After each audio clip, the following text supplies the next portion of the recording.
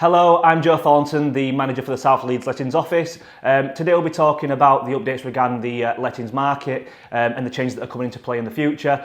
The areas that we tend to cover from my office are Morley, Rothwell, Bramley, Beeston, all the way over to Wakefield as well, so it's quite a big patch. So I'll provide an update regarding the areas that we cover as well.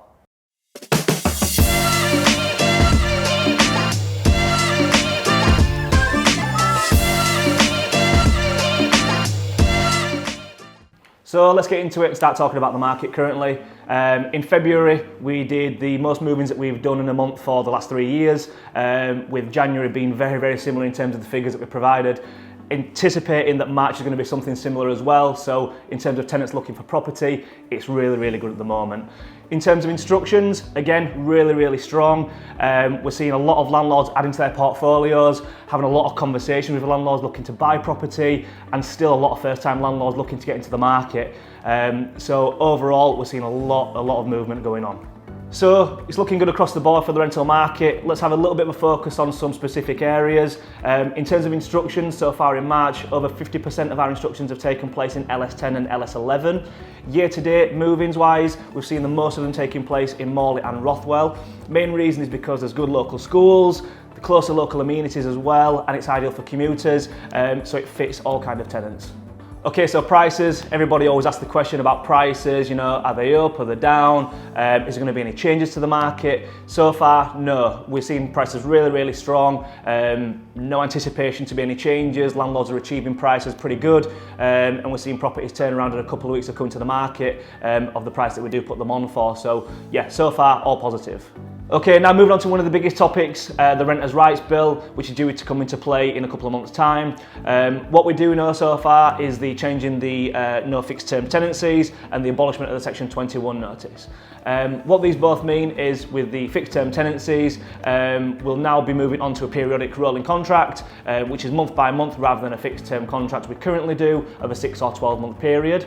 And as for the Section 21 notice, this is a no fault eviction notice, which means that after a lot of time, you can then remove your tenant from the property. In saying that, there is going to be changes to the Section 8, which means that we'll be able to remove a tenant from a property if we look to sell, move back in, or if they're against their terms for any reason. Okay, now moving on, but keeping the Renters' Rights Bill in mind, the trends that we're seeing across the board, especially with new landlords, is that they're doing a lot more homework and research prior to putting their properties on the market. This is just so they get as much information as possible at an early stage, so they know they're making the right decision, and they know that their property is going to be looked after as best as possible. We're seeing a lot more portfolio landlords come to the market as well, looking to buy properties to rent out, and really capitalise on the strong prices that are still existing.